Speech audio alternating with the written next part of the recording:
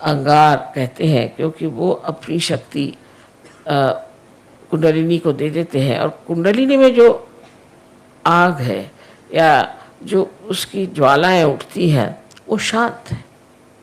आपने कभी सुना नहीं होगा कि इस तरह की शांत भी ज्वालाएं होती हैं। एकदम शांत ज्वालाएं हैं, सप्त रंग की होती हैं और एकदम शांत ज्वालाएं हैं और सहस्त्रार में आपको दिखाई देती है ये कितनी शांत है। ये सारा कार्य श्री गणेश ने किया हुआ। तो एक प्रकार वो आपका भी गुस्सा कम कर सकते हैं, आपकी भी नाराज़गी दूर कर सकते हैं। और जब हम नाराज़ हो जाते हैं तो उसमें हम बहक जाते हैं और हमें याद ही नहीं रहता कि हमें क्या करना चाहिए क्या नहीं करना चाहिए। उसमें हम किसी को मार सकते हैं, पीट सकते हैं, किसी को खून कर सकते हैं, कुछ भी कर सकते हैं। उस वक़्त जो कंट्रोल होता है वो श्री गणेश से होता है और श्री गणेश जो है आपके गुस्से को ठंडा कर देते हैं। अब देखिए कि ईसा मसीह भी उसी तरह के हैं कि उन्होंने ये बताया कि सबको क्षमा कर दो। जिसने तुम्हें तकलीफ दी उसके प्रति तुम गुस्सा करते हो, पर अगर तुम सबको क्षमा करना एक बार सीख लो कि सबको क्षमा कर दी। जिन्होंने उनको इतना अपमान करके, इतना सता करके और सूली पे चढ़ाया, उनके लिए भी उन्होंने परमात्मा से, अपने पिता से कहा कि हे पिता इनको क्षमा कर दो, क्योंकि ये जानते नहीं हैं कि क्या करें।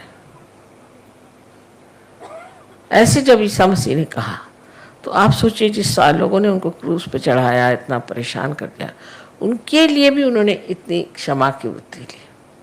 सो ये उनका एक चरित्र है, एक स्वभाव है। और दूसरा भी ईसा मसीह का चरित्र ऐसा है कि जब लोग उनके मंदिर के सामने बैठ करके और चीज़ें बेच रहे थे, जैसे अपने यहाँ भी हैं, मंदिरों में लोग जाते हैं तो वहाँ चीज़ें बेचते हैं और वही चीज़ चढ़ाते हैं। जैसे एक नारियल को चढ़ाया फिर ला के उसको बेचते हैं, माने उसका बिजनेस बना लेते हैं। तब उन्होंने हाथ में एक खंडर लेके सबको मारा और कहा कि तुम ये बिजनेस नहीं कर सकते, तुम्हें अगर करना है तो ठीक है, जो कुछ भी है वो स्वच्छ तरीके से होना चाहिए। ये नहीं कि जो आप भगवान को चढ़ा रहे हैं उसको लाकर फिर बेच रहे हैं, जो हार भगवान को चढ़ा रहे हैं उनको लाकर फिर बेच रहे हैं। इस तरह की चीज़ उन्होंने कहा बिल्कुल ही गलत बात है। और इतना उन्हें क्रोध आया कि उन्होंने हाथ में हंटर लिया और उसको सबको तड़ातड़ मारना शुरू कर दिया। ये दूसरी साइड है। ऐसे ही श्री गणेश की भी एक दूसरी साइड है। दूसरी साइड गणेश की ये है कि जिस वक्त कोई भी राक्षस या दुष्ट आपको परेशान करेगा या तंग करेगा तो वो गणपति है, माने गणों के वो राजा है। तो वो उन राक्षसों को और दुष्टों को नष्ट करते हैं, उनको एकदम उनका सर्वनाश कर देते हैं। आपको कुछ कहने की ज़रूरत ही नहीं है, आपको कुछ बताने की ज़रूरत नहीं, वो खुद ही आपके साथ लगे हुए हैं गण लोग और वो ऐसे लोगों को ठीक ही कर देते हैं जो आप लोगों को तंग करें। सहयोग में आप लोग जान लीजिए कि आप पूरी तरह से सुरक्षित हैं और आपको कोई भी नहीं दुख दे सकता। हाँ, अगर आप सहयोग में हैं तो आपके गण जो हैं वो चारों तरफ घूम रहे हैं और वो यहाँ भी पधारे हैं और वो हर समय आपके ऊपर अपनी सुरक्षितता का उन्होंने पूरी तरह से आपके ऊपर अपना आच्छादन डाल दिया, पूरी तरह से आपको ढक लिया। आपको कोई भी तरह की तकलीफ परेशानी नहीं हो सकती। फिर आप उसको चमत्कार कहते हैं, माँ किस तरह से मैं बच गया, पता नहीं क्या हुआ, मैं कैसे बच गया। ये सब गणों का काम है और गण ये कार्य जब करते हैं तब समझ लेना कि आप वाकई में एक सहयोगी हैं। अगर वो ये कार्य आपके लिए नहीं करते हैं तब तो समझना है कि आप अभी तक पूरी तरह से सहयोगी नहीं हो। दूसरी बात गणों की ऐसी होती है कि हमेशा हमारे शरीर में भी वो कार्यान्वित रहते हैं। शरीर से बाह्य की चीज़ें जो करते हैं वो सिर्फ आप जब पार हो जाते हैं, जब आपका संबंध परमात्मा से हो जाता है, तब वो आपका शरीर और आपका सब धन और आपकी सब चीज़ें, बच्चे, सबको संभालते हैं। पर उससे पहले हमारे अंदर वो एंटीबॉडीज़ बन करके जीते हैं और ये जो एंटीबॉडीज़ होती हैं यही हमें रोगों से बचाती है और उससे हम लड़ झगड़ सकते हैं। तो इसका चक्र जो है सेंटर हार्ट, यहाँ पर स्टर्नम करके जो हड्डी है उसके अंदर शुरू में होता है। 12 साल तक एंटीबॉडीज तैयार होती हैं और वो फिर सारे शरीर में दौड़ करके तैयार रहते हैं। जब भी कोई परेशानी होगी तो स्टर्नम हिलने लग जाएगा और उसके हिलते ही जैसे रिमोट कंट्रोल होता है, इस तरह से इनको पता हो जाता है और ये फिर उस आने वाले कोई भी जो आदमी आपके ऊपर आक्रमण कर रहा है या कोई सी भी चीज़ आक्रमण कर रही है, कोई वायरस आ रहा है या किसी भी तरह का कोई रोग आपके अंदर घुस रहा हो, उससे ये लड़ते हैं। और जब आप माँ के विरोध में कार्य करते हैं, माँ के विरोध में काम करने का मतलब है नैतिकता से गिर जाना। पिता के विरोध में जाने का मतलब है कि आप कार्यशील न हो, कार्यक्षम न हो, आप कार्यकर्ता न हो, आप में आलस्य आ जाए, ये तो पिता के खिलाफ पाप है। लेकिन माँ के खिलाफ पाप है जहाँ आप अपनी नैतिकता को खो देते हैं। जिन्होंने अपनी नैतिकता को खो दिया है, ऐसे लोगों का ये चक्र बहुत कमज़ोर हो जाता है और इसीलिए फिर ये चक्र जो है इसको ठीक करने में बड़ी मुश्किल हो जाती है।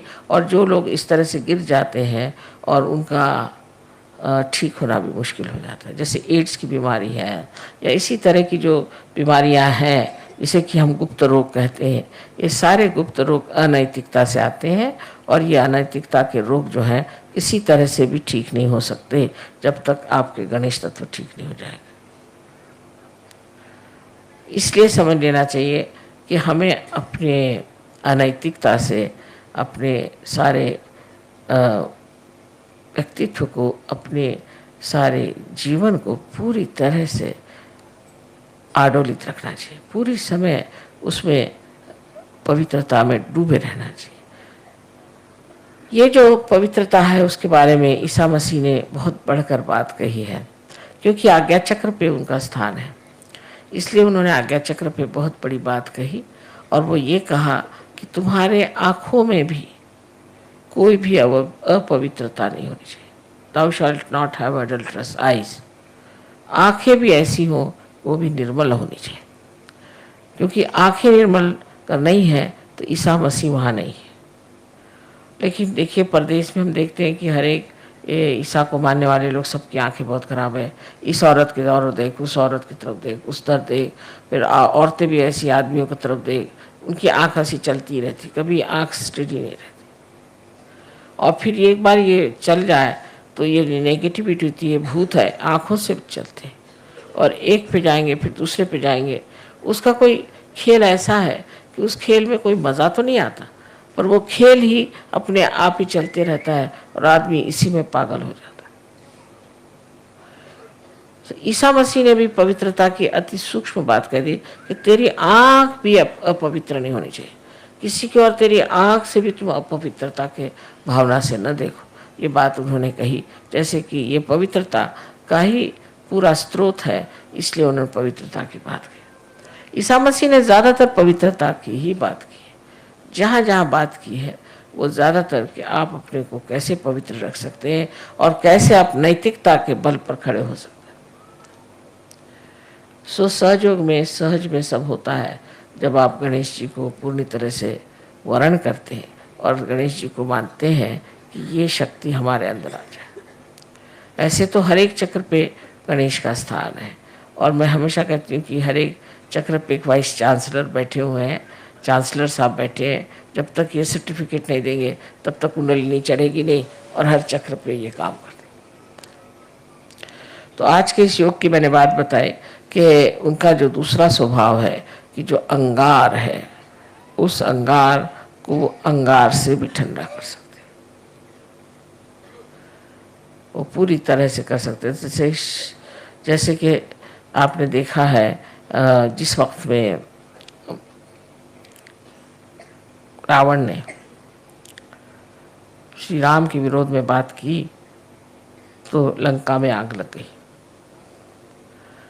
तो आपके जो हनुमान जी हैं वो भी मंगलवार ही की उनकी पैदाइश है और वो उनके पास नवधा शक्तियाँ हैं, उसके साथ ये दोनों ही मिलकर के ऐसे काम करते हैं। और विशेषकर मनुष्य के अंदर का क्रोध हो तो उस क्रोध को कैसे शांत करना चाहिए ये श्री गणेश जानते हैं। और वो फिर इस तरह से उस पर युक्तियाँ करते हैं, उस पर ऐसे ट्रिक्स करते हैं कि वो आदमी एकदम हताश होकर के और फिर मान जाता है कि मैंने जो किया वो गलत किया, मुझे ऐसा नहीं करना चाहिए। तो जो गर्म तबीयत के लोग होते हैं उनको भी ये ठीक कर सकते हैं। और इसीलिए इस दिन जब मंगलवार किसी पे अगर मंगली हो तो उसको कहते हैं कि तुम कोरल का जो पत्थर होता है जिसे मूंगा कहते हैं वो पहनिए, वो भी गर्म होता है। मूंगे का पत्थर पहने गर्मी से गर्मी मारी जाती है। वैसे भी आप देखिए कि जितने भी गर्म देश है वहाँ लोग मिर्चा बहुत ज़्यादा खाते हैं। कहीं भी जाइए आप, अगर आप इंडिया में जाइए तो है ही, साउथ इंडिया का खाना इतना मिर्चे वाला होता है कि आप खा ही नहीं सकते। और अगर आप और जगह जाइए, चाइना में भी जो साउथ का चाइना है जैसे कैंटून वगैरह, वहाँ बिल्कुल बहुत मिर्ची खाना होता है। इसी प्रकार आप इटली में भी जो साउथ है या फ्रांस में साउथ है, वहाँ लोग बहुत मिर्चा खाते हैं। क्यों खाते हैं? क्योंकि मिर्चे से मिर्च मिटती है, गर्मी से गर्मी चली जाती है, इसलिए वो मिर्चा खाते हैं जिससे खूब पसीना आए और उनको ठंडक बनी रहे। इसी प्रकार श्री गणेश भी अपनी गर्मी से आपकी गर्मी ठीक करते हैं। आपके अंदर अगर कोई अहंकार हो जाए तो इस तरह से वो आपको दिखा देते हैं अपना प्रताप कि उससे फिर आप खुद ही ठंडे हो जाते हैं। और ये जितनी भी बीमारियां हैं इसमें भी बहुत गर्मी निकलती है, बहुत जनरेट होती है, और इस गर्मी के कारण ही आदमी अस्वस्थ हो जाता है। इसलिए ठीक है कि हम इस गर्मी का ही इलाज करें और उसके लिए श्री गणेश की आराधना करें और उनके प्रति अपने को विशेष रूप से समर्पित करें। आज का दिन बहुत ही बड़ा मैं सोचती हूँ, जो ये 3 चीज़ों का योग यहाँ हो गया कि आज ही ईसा मसीह का जन्म है, आज ही मंगलवार है, आज ही श्री गणेश का भी जन्मदिन है, और आप लोग सब गणपतिपुरी में आए। ये सब कुछ इस कदर बन गया आज कि मुझे इससे बड़ा सहज में ही जो एक चमत्कार होता है, ऐसे लग रहा है कि बड़ा भारी चमत्कार है कि इस वक्त सब लोग आए। पर उसमें तकलीफ भी हो गई कि सब यहाँ पर इतने लोग भीड़ कर गए थे कि हम तो जाम में फंस गए और देर हो गई। पर देर या कोई सी भी चीज़ होती है उसमें सबूरी की बात है। हम तो हमेशा सोचते हैं कि जो समय हमारे नियत है वही समय पूजा होगी, उससे पहले हो ही नहीं सकती। तो इसलिए जो चीज़ नियति का है उसको क्यों बदला जाए, उसके तरफ लड़ाई झगड़ा करने से फायदा क्या। जो है सो है, जिस वक़्त में जो होगा तब हो जाएगा, तब पूजा हो जाएगी। उसमें अब इस वक्त पूजा नहीं हो रही, ये टाइम था, हम कोई घड़ी के गुलाम तो है नहीं। लेकिन इसके फायदे कितने होते हैं ये आप आगे जाकर देखेंगे कि अगर आप टाइम का गुलामी नहीं करें तो बहुत कुछ सहयोग फैल सकता है। पर जो आदमी टाइम की गुलामी करता है वो कभी सहयोग नहीं फैला सकता, क्योंकि उसको हमेशा रहता है ये टाइम में ये करना है, ये टाइम में करना है, और सहयोग के लिए उसको टाइम ही नहीं मिलता। पर जो कहेगा कि मुझे सहयोगी करना है तो पूरा टाइम उसके लिए पड़ा हुआ है और पूरी चीज़ बढ़िया तरीके से हो जाती है। पर इस पर सिर्फ बात यह है कि एक तो अनुभव होना चाहिए, और अनुभव होने के बाद उस पर विश्वास होना चाहिए। ऐसी ऐसी चीज़ें घटित हो जाती हैं। बहुत लोग सुबह से शाम तक मुझे अपने चमत्कार बता रहे थे कि माँ मैं तो परेशान था कि जा रहा हूँ, कब मुलाकात होगी, वो आएंगे। देखता क्योंकि सामने ही चले आ रहे। किसी भी चीज़ की आपके मन में इच्छा हो जाए वो चीज़ पूरी हो सकती है, पर विश्वास की बात है। और विश्वास में अंधविश्वास सहयोग में नहीं है, बिल्कुल अंधविश्वास नहीं, श्रद्धा है। जहाँ पर कि हम पूरे दिमाग से सब देखे हैं, जब हमने सब देख लिया और तब भी हम नहीं मानेंगे तो इसे क्या कहा जाएगा? इसे कहा जाएगा कि आप बहुत ही ज़्यादा बेईमान हैं, या आप झूठ बोलते हैं, और या आप महामूर्ख हैं। इनमें से 3 चीज़ें हो सकती हैं कि आप जब सब चीज़ों को देख रहे हैं, उसको जान रहे हैं, वो सब वर्तित हो रहा है, उस पर भी आप उस पर विश्वास नहीं करते, तो फिर आप में कुछ न कुछ खराबी। ये सब देखते हुए आप सोच सकते हैं कि श्री गणेश कितनी बड़ी चीज़ है। और वो इस महाराष्ट्र में 8 अष्टविनायक हैं, जिनकी वजह से इस महाराष्ट्र को बहुत ज़्यादा पुण्य मिला हुआ। लेकिन तो भी लोग इतने पागल हैं, वह इसी के पीछे दौड़ते रहेंगे, यही सब करते रहेंगे, कर्म कांडों में फंस जाएंगे, पर ये नहीं होगा कि सत्य को प्राप्त करें। अब आप लोग बहुत नसीब वाले हैं, बहुत समझदार हैं, जो आप लोगों ने सत्य को खोजा और आपने पा ली। लेकिन अब इसको बनाने के लिए आपको चाहिए कि आप गणेश के गुणों को अपने अंदर ले लीजिए। मैं देख रही थी हजारों लोग आए थे गणेश जी की पूजा के लिए। इनमें से कितने लोग गणेश जी को जो मानते हैं, कितने लोग ऐसे जिनमें गणेश जी का कोई भी गुण हो, ऐसा कुछ दिखाई नहीं देता। शराब पिएंगे, आपस में लड़ेंगे झगड़ेंगे, औरतों को सताएंगे, मारेंगे पीटेंगे, सब करेंगे, और श्री गणेश के अंगारिका में पहुंच गए। अरे आप जब इतनी बड़ी अंगार है तो आप काहे को आए हैं? इसका कोई विचार ही नहीं करता कि हम किसी चीज़ में विश्वास करते हैं तो उसके गुण हमारे अंदर कितने हैं। हाँ, हमें उन पर बड़ा विश्वास है, हम तो इनकी पूजा करते हैं, हम उनकी पूजा करते हैं। अच्छा, पर तुम्हारे अंदर उसके कौन से गुण हैं? ऐसे कोई सोचता है। लेकिन सच्चाई तो ये है कि अगर आप किसी को मानते हैं तो उनके गुण भी आपके अंदर आने चाहिए, और जब तक ये गुण आपके अंदर नहीं आते तब आपका मानना न मानना बराबर है, उसका कोई फर्क ही नहीं पड़ेगा।